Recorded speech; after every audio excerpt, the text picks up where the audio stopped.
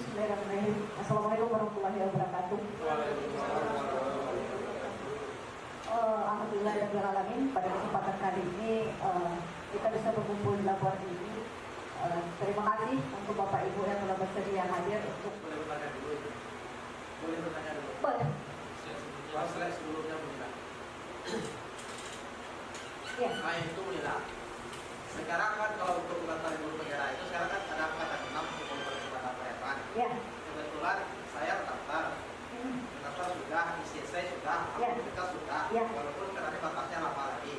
Kemudian yang pertanyaan saya kan ada tes mengajar 10 menit. Apakah tidak 10 menit ini tentu istilah orang kita guru-gurunya dan mungkin tidak tercapai. Apa itu elaborasi, kolaborasi, dan konfirmasi. Jadi yang dinilai tes mengajar 10 menit hanya mengajar talk saja atau ada elaborasi kita dengan siswa atau kolaborasi kita dengan siswa atau konfirmasi. 10 menit yakin tidak tercapai. Itu yang dinilai tes mengajar itu apa? Oke. Mungkin bisa saya jawab dulu. 10 menit untuk semua tahapan pembelajaran. Nah, ya, di sana ada pembuka, di sana ada inti, di sana ada penutup. Intinya di sini sebenarnya beliau mengajak kembali kita untuk mengenali sebenarnya konsep dasar dari pendidikan itu apa, poin dari pendidik itu seperti apa. Tujuannya apa? Tujuannya supaya kita bisa membangun pembelajaran yang bermakna. Yaitu yang digali, yang diingatkan kembali untuk CGP yang ikut program ini. Seperti poin yang pertama di sini. Kita diingatkan lagi bahwasanya Ki Hajar Dewantara itu memandang pendidikan itu sebagai penuntun. Jadi kalau mau dibacakan di sini adalah pendidikan itu untuk menuntut segala kekuatan kodrat yang ada pada anak agar selamat dan bahagia sebagai manusia dan anggota masyarakat. Nah, sebenarnya sesederhana itu. Jadi pendidikan itu tugasnya adalah menuntun kekuatan kodrat. Jadi kita hanya menuntun aja apa yang ada di anak itu. Jadi itu dasarnya. Tujuannya kita menuntun untuk apa? Tujuannya adalah untuk anak itu bisa bahagia dan juga bisa bermanfaat atau bermanfaat sebagai manusia dan juga sebagai anggota masyarakat. Itu konsep pendidikan yang ditanamkan oleh Ki Hajar Dewantara. Pendidik itu tugasnya di sini ya hanya menuntut saja. Kita tidak bisa merubah peserta didik kita. Kita hanya menuntun. Menuntunnya kemana ya? Ke arah yang lebih baik, ke laku hidupnya yang lebih baik, bertumbuhnya kekuatan kodrat tadi. Secara lain mungkin kita bilang peserta didik itu punya bakat A. Nah, tugas kita para pendidik hanya mengembangkan supaya bakat A-nya itu menjadi A yang lebih besar dan A yang lebih kreatif lagi. Itu saja. Kita tidak bisa merubah A itu menjadi B. Tidak bisa seperti itu. Filosofi. Ini filosofi yang mungkin sudah sering kita dengar dan sangat sering kita dengar di dunia pendidikan. Ingarso Suntulodo Imajo Manun Karso Turkuri Andaya. Ingarso Suntulodo, kalau kita artikan itu, kita pada saat di depan, pada saat menjadi pemimpin, maka jadilah sebagai tauladan. Itu makna sederhananya dari Ingarso Suntulodo itu. Jadi kalau di depan memberikan tauladan. Contoh sederhananya di sini, kalau kita mengingatkan peserta didik kita, jangan pakai sendal ke sekolah, maka kita janganlah berdiri di depan peserta didik itu dengan sendal itu. Itu yang ditekankan oleh Ki Hajar Dewantara. Kemudian ini ada beberapa kodrat dari anak yang harus kita sadari. Anak itu yang pertama adalah merdeka. Jadi anak itu sebenarnya memiliki kekuatan sendiri. Jadi kita harus memberikan kesempatan untuk peserta didik itu untuk merdeka. Kebijakan yang kita ambil itu, tadi kan kita harus berpihak kepada peserta didik. Nah, kebijakan yang kita ambil itu bukan tabula rasa. Jadi artinya bukan diambil tanpa pertimbangan. Harus dipertimbangkan peserta didik itu seperti apa. Tujuannya di situ adalah supaya peserta didik itu menjadi manusia seutuhnya. Jadi tujuan dasarnya tetap saja kita harus memprioritaskan peserta didik itu di depan. Kalau seseorang sudah berbudi pekerti, insya Allah mungkin akan diterima dimanapun posisinya. Jadi dimanapun keberadaannya bisa diterima dengan baik karena dia bisa memposisikan dirinya dengan baik. Itu yang kita harus bangun dan kita harus sadari dalam setiap kegiatan kita. Ini tadi kan saya bilang kalau siswa itu adalah A, jangan dipaksa menjadi B, tapi kembangkanlah A itu. Nah, inilah makna yang disampaikan oleh Ki Hajar Dewantara itu tentang konsep petani. Di sini kan dicontohkan memelihara jagung. Kalau petani itu kan punya bibit banyak, misalnya bibit jagung, bibit padi, bibit cabai, gitu kan. Begitu juga peserta didik. Peserta didik itu lahir dengan bibit-bibitnya masing-masing. Jangan dipaksakan bibit jagung itu tumbuh menjadi padi. Jangan dipaksakan bibit cabai itu tumbuh menjadi jagung. Tapi gimana caranya? Ya kita membangun atau menumbuh kembangkan bibit itu sesuai dengan kodratnya. Seandainya jagung itu harus kita pelihara selayaknya jagung. Kita bangun tanahnya itu yang baik untuk jagung, kita beri pupuk, memang pupuk jagung, kita sirami air sebutuhnya jagung. Tentu kan kalau kita petani kita tahu kalau jagung itu airnya tidak sebanyak yang dibutuhkan misalnya padi seperti itu. Nah, yang tahu itu adalah kita. Nah, kalau kita kembalikan ke ruangan kelas, ibaratnya bibit-bibit ini adalah peserta didik kita. Kitalah yang tahu bagaimana peserta didik kita itu di kelas. Karena kan masing-masing kepala itu berbeda-beda, juga berbeda-beda kompetensinya seperti apa. Nah, jangan dipaksakan misalnya si A yang kurang kompeten di bidang matematik supaya bisa kompeten di sana. Karena mungkin lahiriannya bukan di matematis, tapi lahiriannya adalah di art, di seni. Jadi kita guru harus menggali itu di awal. Si A ini baiknya di mana, si B itu baiknya di mana. Kita gali itu untuk apa? Untuk treatment yang berbeda. Ki Hajar Dewantara itu mengajarkan bahwasanya sekalipun dalam kelas yang sama, treatment masing-masing anak itu berbeda. Tugas kita para guru sebenarnya tetap menjaga niat baik kita untuk menyampaikan kebaikan kepada peserta didik kita, dan jangan berpikir bahwasanya peserta didik itu akan baik karena kita bukan. Karena peserta didik itu baik yang memang dia menginginkan dirinya baik. Kita hanya menggali lagi ayo baik terus ya, itu saja. Poin yang pertama itu adalah beriman dan bertakwa kepada Tuhan. Jadi kita harus mengarahkan peserta didik itu menjadi peserta didik yang beriman. Itu poin pertama. Poin yang keduanya itu berkebinekaan global.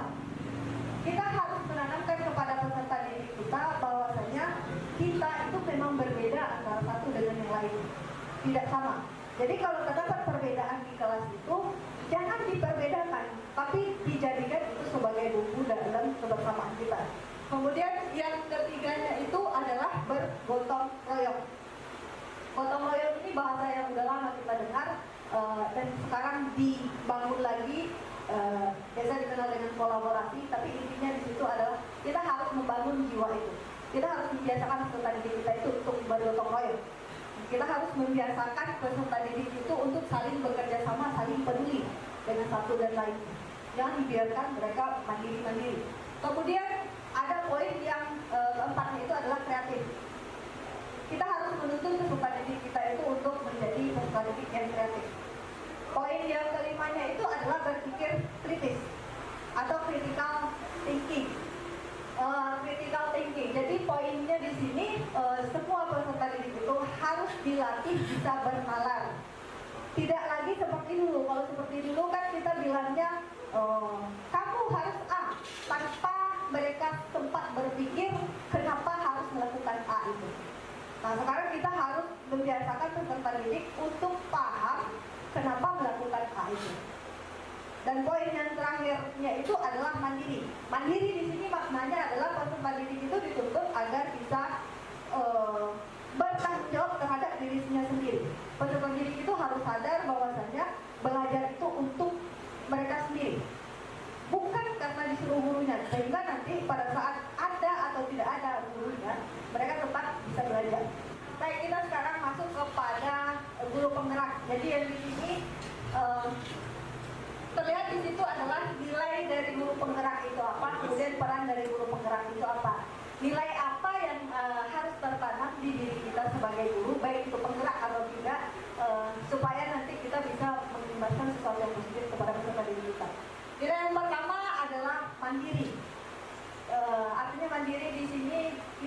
bertanggung jawab kepada diri kita sendiri.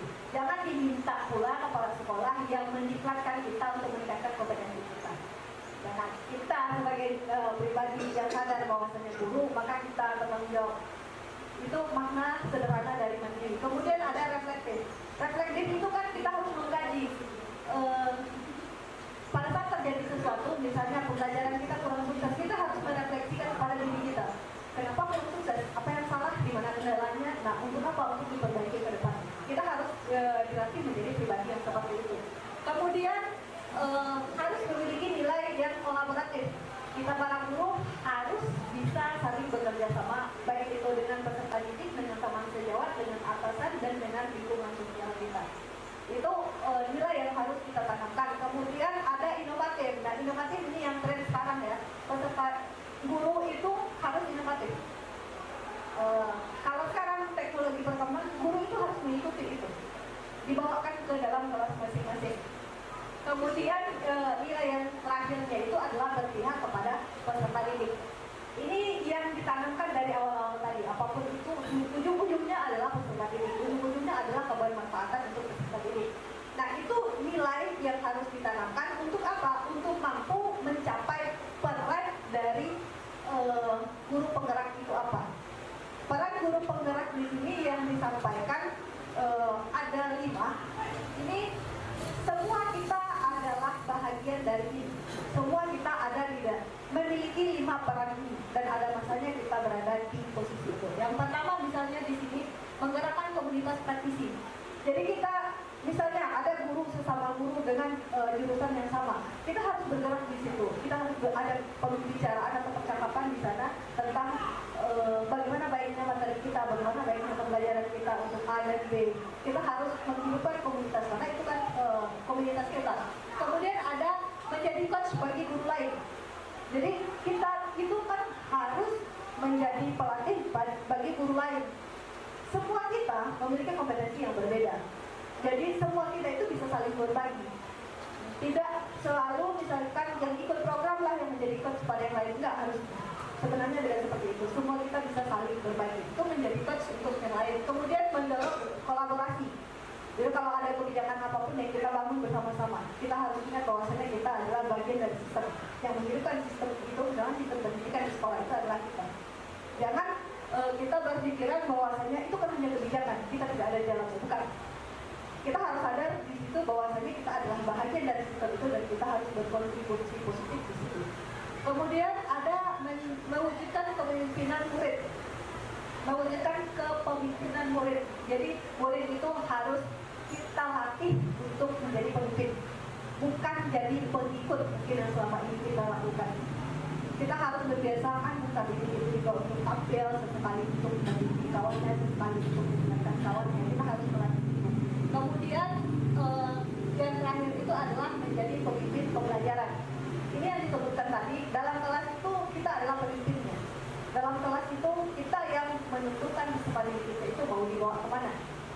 Nah, jadi semua kita sebenarnya di sini selaku guru itu adalah pemimpin. Itu nilai dan peran yang ditanamkan kepada guru penggerak dan kepada kita secara umum sebagai guru.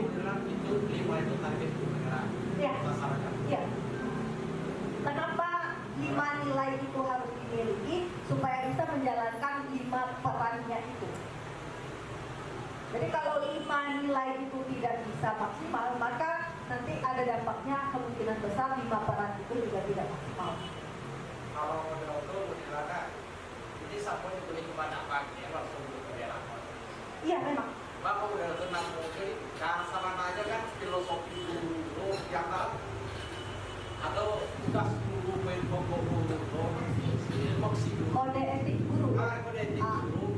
Sama aja satu kata misalnya guru itu dibuku dan ini. Kalau nggak ini jangan itu. Benar sekali Pak Mawan. Jadi poinnya di sini kan di awal tadi saya bilang, kami di sini calon guru penggerak hanya mengingatkan kembali apa yang sebenarnya udah ada dan terpatah di Bapak Ibu. Saya ingatkan nanti kalau ada pertemuan ternyata bisa ingatkan. Terima kasih Pak Mawan, karena memang itu tujuan dasar kita guru penggerak. Oh bukan seperti itu, kalau itu CCTV contoh adalah kalau video adalah Jadi guru itu model, usaha. Role model sebenarnya. Model. Majalannya dicari, pakaiannya dicari, tampilannya dicari. Ini seperti itu. Pada saat kita terkendala, kita melupakan segala hal itu. Kenapa? Karena kita berkaca kepada sesuatu yang buruk. Misalnya kita mandangnya, ngapain saya harus perfect, ngapain saya harus melakukan A, sementara si anu saja itu tidak melakukan seperti itu. Nah itu kacanya yang salah. Jadi selagi Pak Mawar itu ingat dan akan selalu mengingatkan teman-teman di sini, nah insya Allah nanti ke depan sekolah kita ini bisa menjadi lebih baik. Amin. Apalagi kan ini yang ikut calon guru penggeraknya juga banyak. Jadi saya memanggil tidak apa-apa luangkan waktu sejenak untuk bergabung di guru penggerak. Tujuannya apa? Untuk membuka dan mengingatkan lagi wawasan kita. Karena pada saat bertemu dengan orang yang berbeda, kita akan membangun pandangan hidup yang berbeda juga. Kalau kita di sini saja, ya pandangan hidup kita sebatas ini saja. Pada saat kita pergi keluar dan bertemu dengan orang lainnya, kita juga punya pandangan yang berbeda. Itu tidak apa-apa, bergabung saja semua. Bukan seperti kata dalam tempurung ya. Kemudian kita baru lanjut kepada modul yang selanjutnya, yaitu tentang budaya positif. Nah budaya positif ini yang diingatkan kembali. Kalau berbicara di sekolah kita mungkin ini perlu dikuatkan dan sangat-sangat dikuatkan dari segala lini, dari segala aspek. Jadi budaya positif kita beranjak dulu yang pertama di sini. Perubahan paradigma. Jadi perubahan paradigma ini kan ada.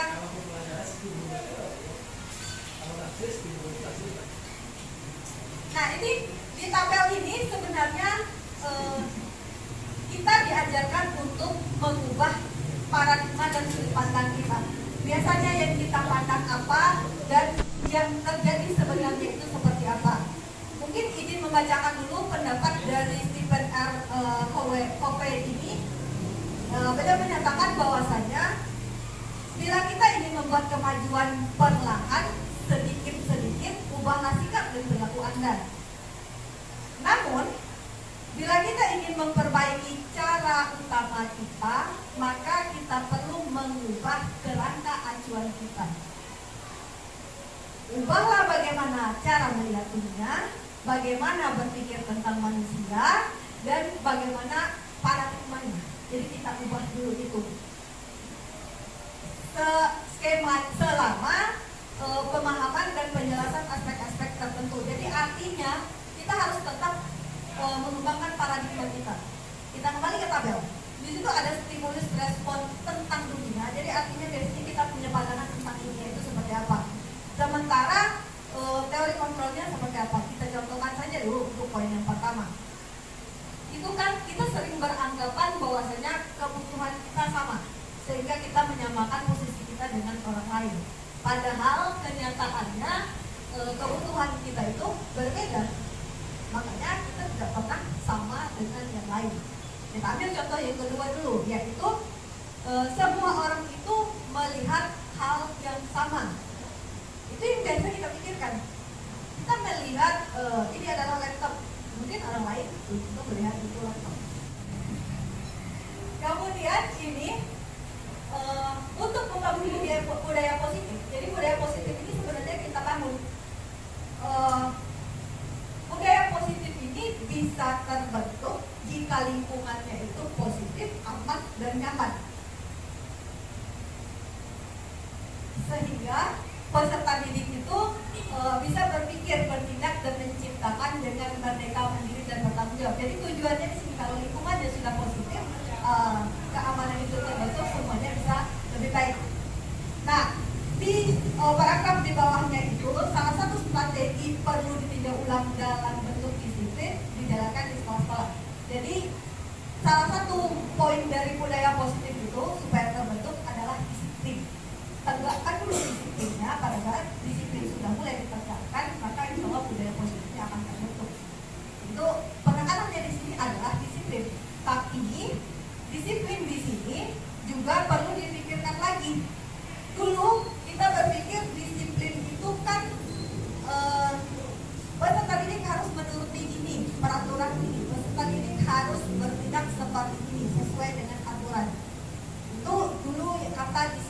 yang kita pegang.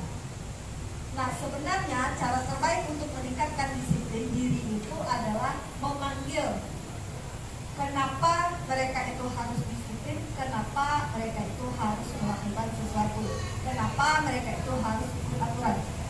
Tidak perlu kita selalu memberikan kamu harus ikut aturan ini, tanpa mereka tahu kenapa harus mengikuti itu. Nah, sekarang disiplin di sini harusnya ditekankan kepada bagaimana kita membangun motivasi dari peserta didik itu supaya bisa menjadi pribadi yang motivasinya itu lahir dari dalam dirinya. Jadi dia disiplin itu, dia mengikuti aturan itu bukan karena disuruh, tapi karena memang dia ingin itu karena tahu manfaat dari aturan itu. Makanya di sini dikaji ada dua motivasi eksternal dan motivasi internal. Dua-duanya baik, tapi yang bertahan itu adalah motivasi internal. Kalau eksternal itu harus ada kontrol dari pihak lain, sementara kalau internal itu ada atau tidak ada orang lain, dia tetap akan menjadi baik saja. Dipantau atau tidak dipantau, dia tetap akan menjadi baik saja. Nah, poin selanjutnya itu kita berbicara tentang segitiga restitusi. Nah, segitiga restitusi ini adalah cara bagaimana kita menyelesaikan suatu masalah. Biasanya kita menyelesaikan suatu masalah itu selalu dengan memberikan, paling gampangnya adalah dengan memberikan hukuman kepada peserta didik. Sebenarnya itu bukanlah cara terbaik, tapi kita harus mempertimbangkan tentang segitiga restitusi. Pada saat ada kesalahan yang dilakukan oleh peserta didik, kita harus melakukan 3 hal dasar ini. Poin yang pertama itu adalah menanyakan keyakinan. Artinya di sini apa? Kita harus menanyakan dulu, apakah peserta didik itu sadar dia melakukan kesalahan? Apakah dia tahu dia berbuat salah? Itu harus ditanyakan dulu. Itu untuk poin yang pertama. Kemudian yang keduanya itu validasi tindakan yang salah. Kita tanya dulu, yang pertama tadi kan tanya aturannya, dia tahu atau tidak. Kalau dia sudah tahu, dikaji lagi. Kamu kira-kira salah nggak dengan perbuatan ini? Kalau dibilangnya memang salah, berarti dia udah bisa memvalidasinya. Kemudian baru kita bentuk yang ketiganya, menstabilkan identitas. Biasanya dengan bahasa-bahasa sapaan. Oke, kalau sekarang kamu salah tidak apa-apa, karena yang salah itu ada banyak, tapi kedepannya jangan diulang lagi. Jadi tujuannya di sini apa? Pada saat peserta didik melakukan kesalahan, dia tahu, oh iya ternyata itu salah, saya tidak harus mengulanginya lagi. Nah, seperti itu. Jangan sampai peserta didik itu melakukan kesalahan yang sama karena mereka tidak tahu sebenarnya kenapa dia dikatakan salah. Dia nggak tahu poin kesalahannya di mana. Itu 3 segitiga ini atau 3 aspek ini pada saat kita menindak seseorang yang berkasus ini harus terpenuhi. Nah, kira-kira inilah contoh dari aksi nyata segitiga restitusi yang telah coba kami terapkan. 갑자기 내게 나타나준 너, 난 아무 말도 할 수가 없었지.